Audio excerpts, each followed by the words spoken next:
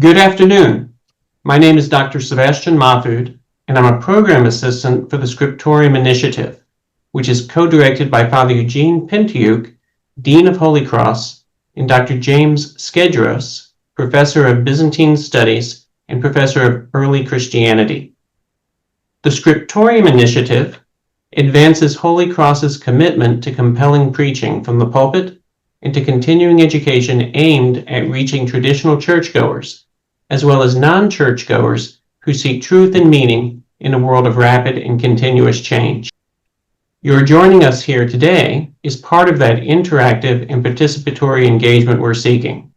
Tonight's presentation is entitled, Rooted and Real, Building Young Adult Community in the Parish. And with that, I present to you Father Gary Kyriacou. Father Gary was appointed Dean of Saint Sophia Cathedral in Los Angeles in 2023. He previously served at Ascension Cathedral in Oakland and as Proistamenos of Saint Demetrios in Camarillo. He is the former Director of Ionian Village and former pastor of youth and young adult ministries for the Metropolis of San Francisco. Father Gary is deeply passionate about youth ministry and is committed to sharing the gospel with the next generation, helping young people encounter Christ and grow within the life of the church. Father Gary, take it away. Thank you very much, Doctor. I appreciate your introduction and the opportunity to present here tonight. The topic of rooted and real is something that I came up with just to kind of keep us on track with understanding what and where we're going to go with this conversation. I think that rooted and real are the two things that our young adults really kind of want from these kind of interactions. So with that, I think that it's one of the main things and main focus of the ministry here is to strengthening the belonging in young adult ministry at the Cathedral of Saint Sophia and building a good young adult community.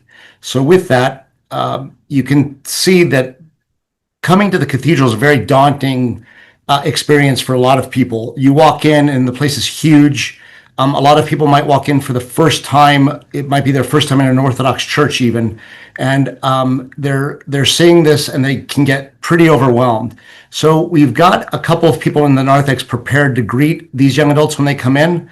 But not only are they greeting people that have never been to an Orthodox church before, but they're greeting people from all over the country that might be coming here for school or might be coming here for work.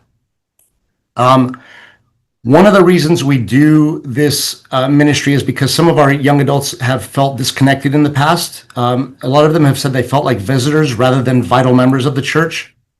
So we created a community for college students and young professionals to belong and be challenged and be heard as well. So not only are they coming for dinner and discussion, but they're offering leadership and the opportunity to have their voices heard in the different things they do.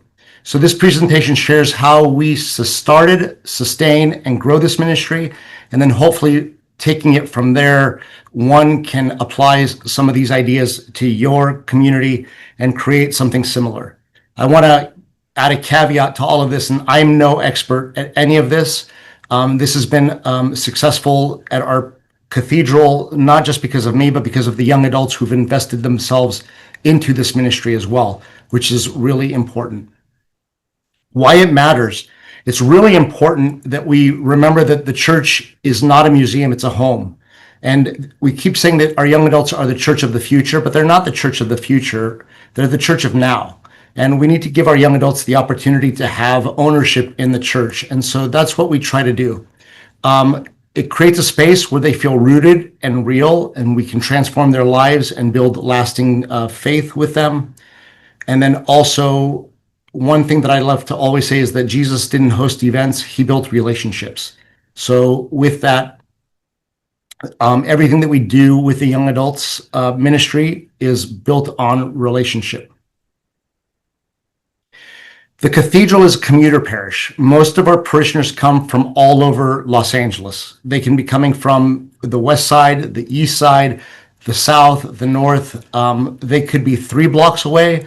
they could be 30 miles away, and they make it a point to come out here. It makes weeknight meetings a challenge. However, I've decided that no matter what, we're going to have these meetings. We have a good proximity to UCLA and USC, which draws hungry students, hungry for connection and truth. And I use the word hungry there because if you offer food to a college kid, they're going to come. Even if they just come for the food, even if it's just pizza, they're going to come for having a little bit, something a little bit different. Consistency is key for a lot of these young people. Weekly meetings keep the ministry alive despite any challenges. And we can talk about some of the challenges that we've faced here at the cathedral and how we work to overcome them so we can maintain that consistency as well. The foundation for what young adults really need is authenticity.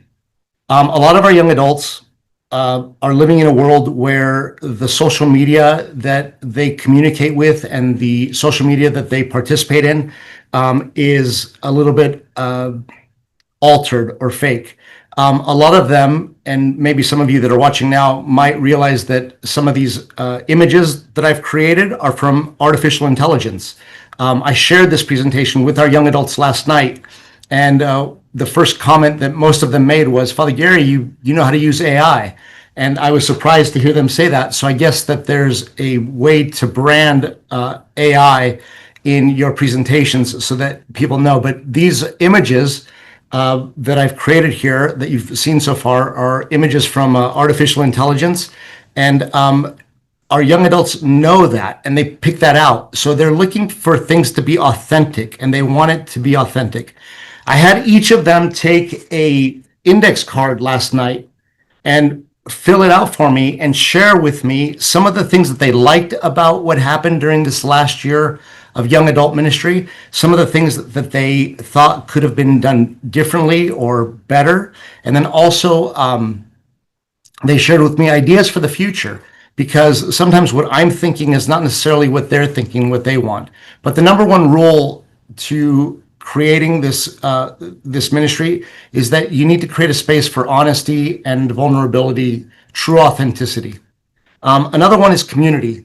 Belonging comes before belief. To create a strong spiritual family, you need to allow the people that are participating to know that they belong, that they're going to be able to be part of this community no matter what. It's interesting, and I don't know how some will react to this, but not everybody that comes to our young adult meetings on our Tuesday nights are Greek.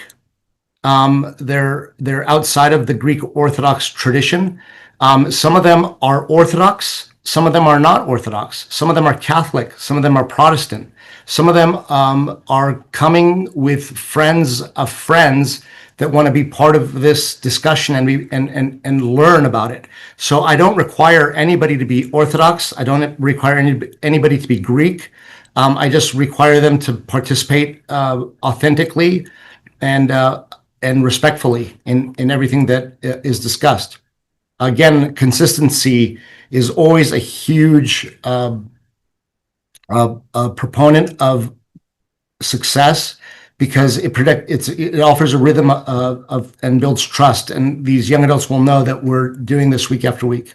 And then a clergy presence. I'll discuss the ways and means in which we've used other people to be speakers and to participate, but the clergy presence is really important. Obviously, a priest can't be everywhere all the time, but when the community knows that the young adult ministry is important to the clergyman and to the ministry, that people make plans around that. So Tuesday nights has kind of been sanctified as our young adult night here at the cathedral, and my family knows that, and the parish leadership knows that, and we just kind of keep that as it is. Obviously, there are other things that come up. For example, board of trustee meetings or parish council gatherings, or even retreats that clergy need to be part of.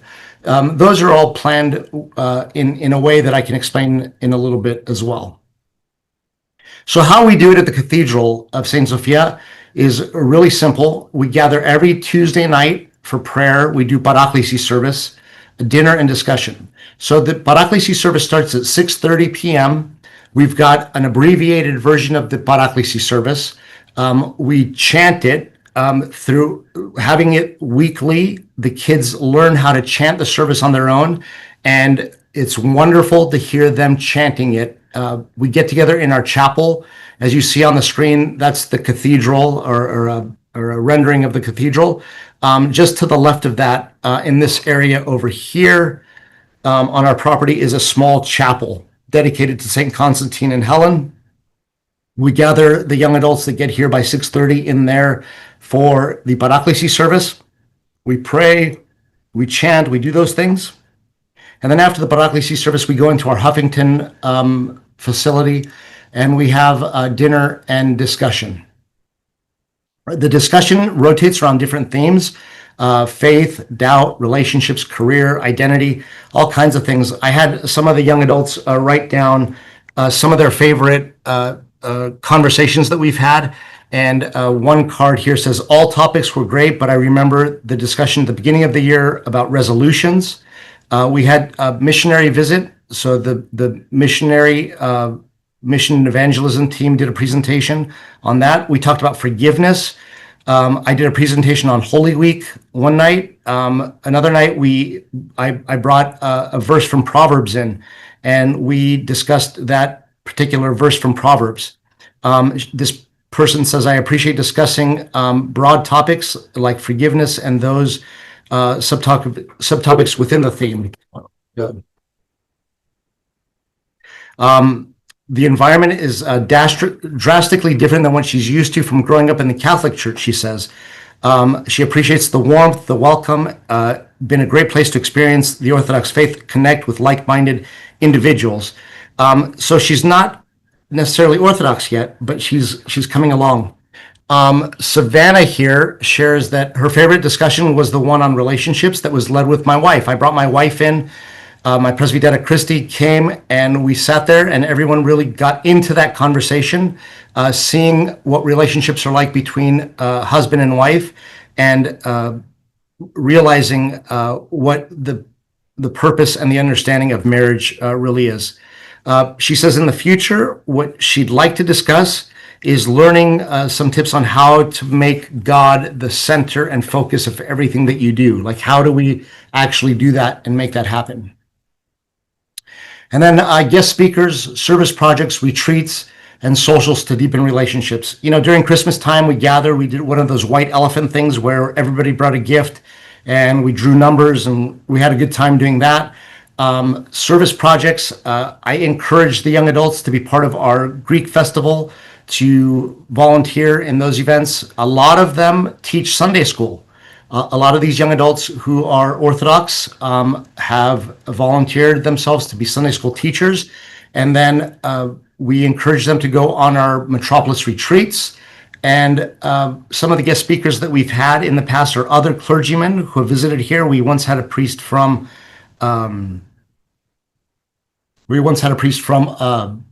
Greece that was here with us. And also, like I said, we had somebody from the OCMC was visiting family in the area and came and did a presentation as well. A few tips to launch your young adult ministry at your parish is, don't be afraid of starting small. 3 to 5 people and a consistent schedule is really all you need. You don't need to be concerned about having 15, 20, 30 people in part of it. 3 to 5 people. I have a rule where even if one person shows up, I'm going to sit down and spend that time with them because that one person wanted to be part of it. And like we say and we hear all the time, Christ says where 2 or 3 are gathered in his name, he's there also. So it's really important that we gather and we set it and we're consistent with it. Food is another great way to foster hospitality. Knowing that they're going to get a plate of warm food. We have a huge operation here at the cathedral where we have events every weekend, and we usually have leftover foods, and our chef here will come in and she will take whatever's left over and she'll make something from those leftovers, and the kids get a really nice meal. I'm sure that at every parish you're going to find some older person or somebody who would even offer to donate funds, a couple $100 a week, to buy pizza or even to come and cook the meal for the kids. This ministry can be a multi-generational ministry, and you can open it up to having other people be part of it to help cook for it as well. And be patient with the ministry. Real growth is slow, but it's worth it. Don't try to get ahead of yourself. Just be patient with how it goes. So some of the key takeaways and things I'd like to review is foster authenticity, foster community, consistency is huge, and a clergy presence is really, really important. If you can't have that clergy presence, make sure that you have a consistent presence of a presenter that's going to be part of the weekly gatherings. Start small, stay consistent, and empower your leaders to sustain the growth. Now, I've taken it upon myself to empower 2 leaders who were young adults a couple of years ago, but they met, they fell in love, they got married, and they asked, as a married couple, can we keep coming to the young adults meeting? And I said, absolutely. And I kind of made them the unofficial substitute leaders of the group. So when I'm not available to be here or I have to be at another event, which is really kind of something that happens to us clergy. We have to be at other things. They take over, and we don't cancel the Tuesday night. We keep having those meetings, and we allow people to be here and be present and participate. Young adults are vital members of the church of today. They need a space where they can belong and be part of that as well. In sustaining the ministry, empower your young adults to take initiative and to plan. Some of the notes that they wrote me, somebody wrote a note on a napkin, and I just want to read this one real quick. I really liked what she wrote. She wrote, coming from Chicago, I honestly miss the Greek community that I know over there. I know maybe there aren't as many Greeks in LA, but I love just bigger gatherings, picnics, retreats for young adults, Christmas and holiday parties, volunteering, just to expand the community and get to know each other more. The benefit of this group is a sense of belonging and fellowship, knowing there are other young people out there that share our beliefs. This person wrote, I'm a cradle Orthodox. Being raised in an Orthodox Christian family, I often took the church for granted.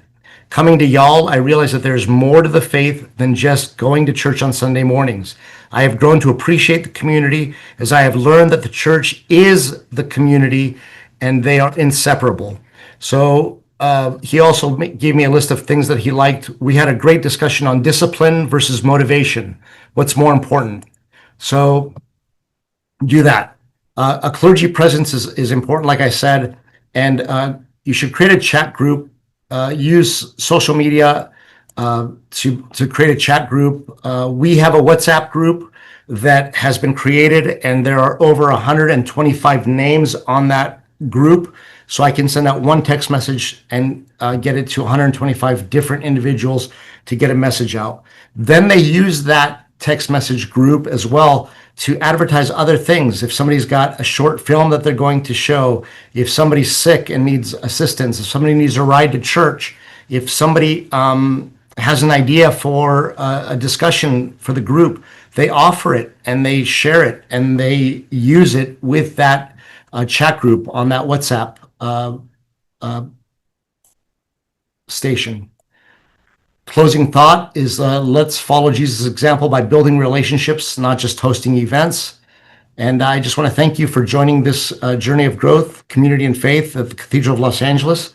I wanted to tell you that some of the kids that wrote on these cards were cradle Orthodox. Some of them are converts, and some of them are not Orthodox yet. And so here's one from a young man who's not Orthodox yet. He's seeking to understand.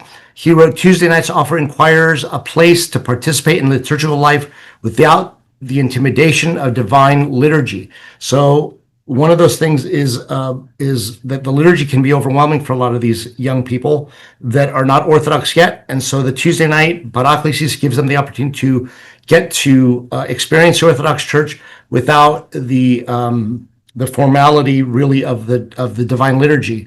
I do encourage them to come to the liturgy and be part of that as well. This person made a list of things that they like about the weekly meetings. They say it's the relationships. They've made some really good friends through the group, practical steps to connect spiritually, makes orthodoxy more real in their lives. There's a benefit of the group that offers great transition from online orthodoxy to in-person. And we had a huge conversation about ortho bros last night, which is a term that I just learned of about 6 months ago. But when it came up, it was a heated term. And we got to discuss that and kind of realize what that term means. Then he wrote he enjoys getting to know the clergy that come and participate as well. There's another one here that says that religion and church need to be incorporated in everyday life. Father Gary, can we discuss how to make that more of a reality in the fall when we get back together? So with that, that's the presentation. I want to thank you for being part of this, for watching it. I hope that you understood what I said, because I tend to talk really, really fast. And Dr. Sebastian, I thank you for having me, and hope that somebody got a nugget out of this that they can use and plant that seed in their parish, and a ministry can grow into something wonderful, and young people can be inspired to follow Christ and to share his gospel with all that they encounter. Thank you. Well, thank you so very much, Father Gary, for being with us tonight. This concludes tonight's presentation, and we look forward to seeing you back at some time in the future when we have another 2 of these presentations to go before we complete our TED Talk series. So thank you very much again, Father Gary. You're welcome. Thank you for having me. I appreciate it.